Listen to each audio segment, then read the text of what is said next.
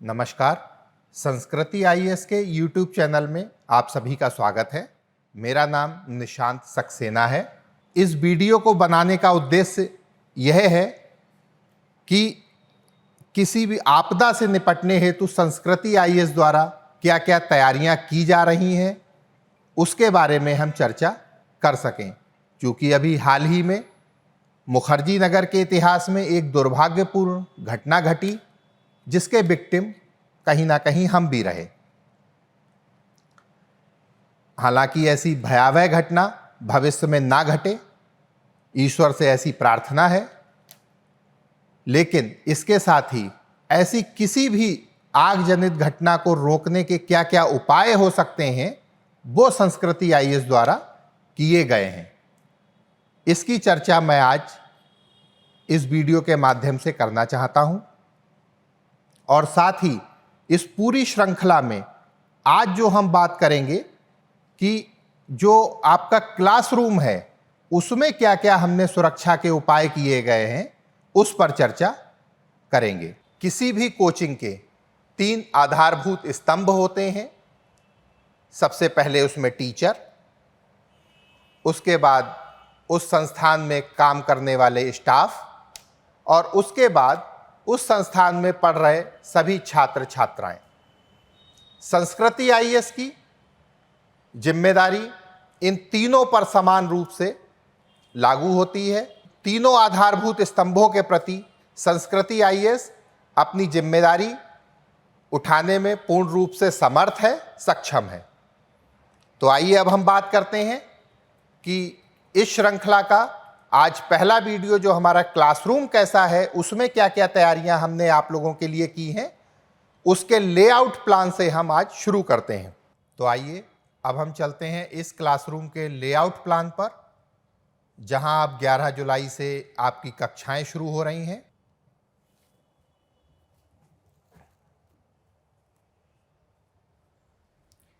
ये हमारा classroom number 1 है जिसमें एक एंट्री पॉइंट, एक एग्जिट पॉइंट और इसके साथ ही साथ 2 इमरजेंसी एग्जिट पॉइंट इस क्लासरूम में उपलब्ध हैं।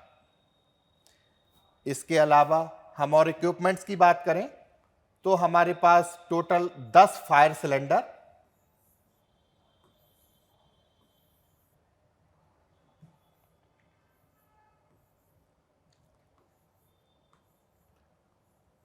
ये रेड कलर से फायर सिलेंडर्स को मार्क किया गया है।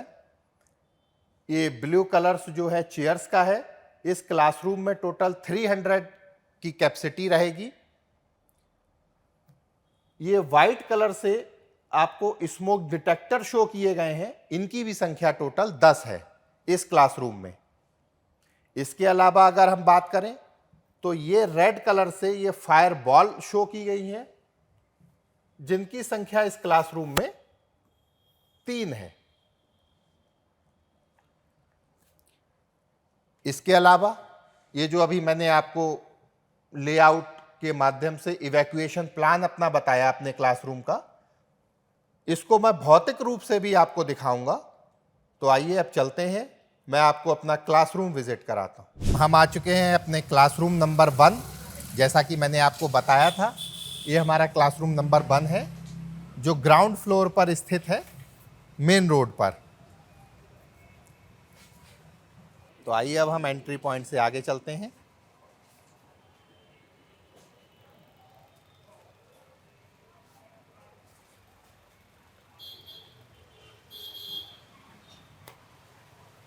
ये हमारे क्लासरूम का एंट्री पॉइंट है और जैसा कि आप यहाँ पर भी देख सकते हैं, किसी भी प्रकार का कोई मीटर, कोई ऐसी चीज नहीं है जिससे आग जनित कोई भी घटना घट सके।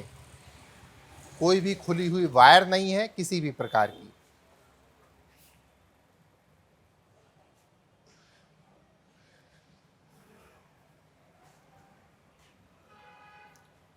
यहाँ एंट्री के तुरंत बाद एक फायर बॉल लगी हुई है जो मैंने अपने लेआउट प्लान में आपको बताया था। इस पर थोड़ा जूम करके दिखाइए। और यहाँ पर मैं एक बात और बताना चाहूँगा, ये फायरवॉल काम कैसे करती है। जब भी कहीं आग की कोई घटना होती है तो उसमें टेम्परेचर बहुत ज़्यादा बढ़ जाता है, तो 70 डिग्री टेम्परेचर होने पर यह फायरवॉल अपने आप ब्लास्ट कर जाती है और उस घटना को त्वरित रोक सकती है।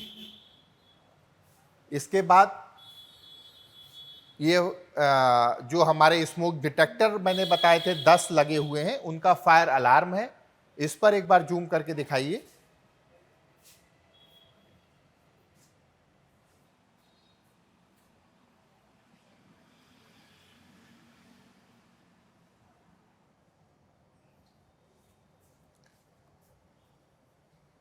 इसके साथ ही मैंने आपको लेआउट प्लान में एक एग्जिट पॉइंट बताया और एग्जिट पॉइंट के पास एक फायर सिलेंडर लगा हुआ है।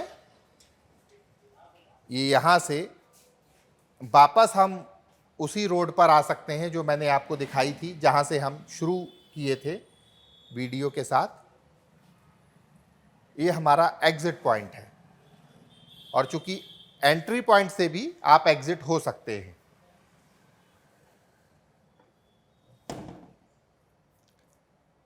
इसके साथ ही मैंने आपको लेआउट प्लान में जो पिलर्स के बारे में बताया था, ये वो पिलर्स हैं और पिलर्स के साथ ही हमारे फायर सिलेंडर रखे हुए हैं। यहाँ पर फायर सिलेंडर के बारे में एक बात अतिरिक्त मैं ये कहना चाहूँगा कि 2 प्रकार के फायर सिलेंडर हमने यूज़ किए हैं। एक जैसा कि आपको दिख रहा है कार्बन डाइऑक्साइड वाले सिलेंडर और एक पाउडर वाले सिलेंडर। ये कार्बन डाइऑक्साइड वाला सिलेंडर है जो मुख्यतः किसी ऐसी आग की घटना को काबू करता है जो आपके शॉर्ट सर्किट के रूप में उत्पन्न हुई हो, तो ये उस पर काम करता है।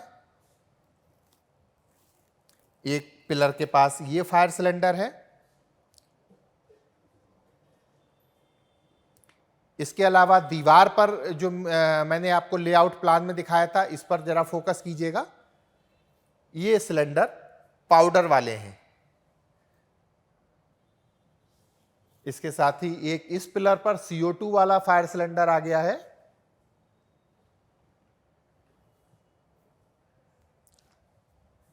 और यहां से आगे बढ़ते हुए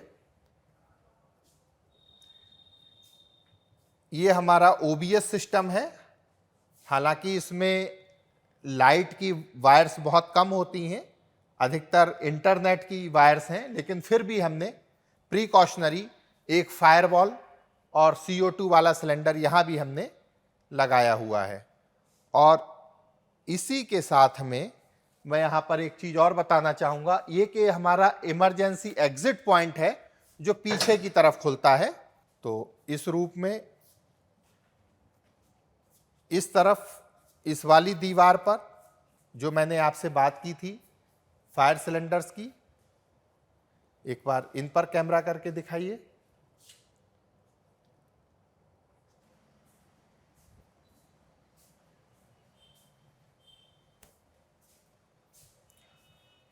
और जैसा कि मैंने आपको पहले भी बताया, एक दूसरा इमरजेंसी एग्जिट पॉइंट हमारे पास ये है। इसके पास में एक फायर सिलेंडर और एक फायर बॉल।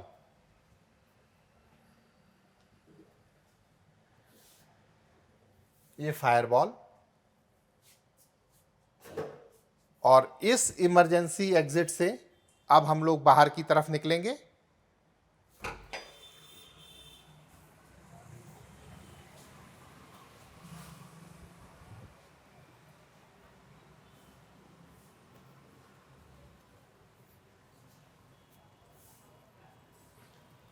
और ये हमारा सेपरेट एरिया में हमारा मीटर रूम इसे कह सकते हैं, जहां हमने सारे मीटर एक साथ शिफ्ट किए हुए हैं।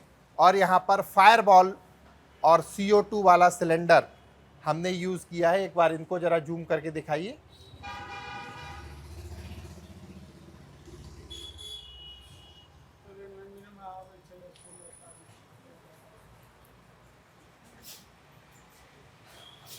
और इस रूप में आप समझिए हम वापस वहीं पर आ गए हैं जहां से हमने इस वीडियो की शुरुआत की थी। ये मेन रोड, यहीं से हमने इस वीडियो को बनाने की शुरुआत की थी।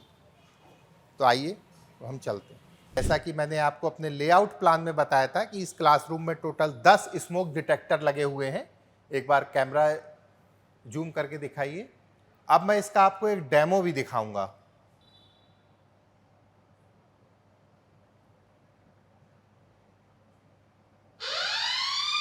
ये देखिए, फायर अलार्म बज गया।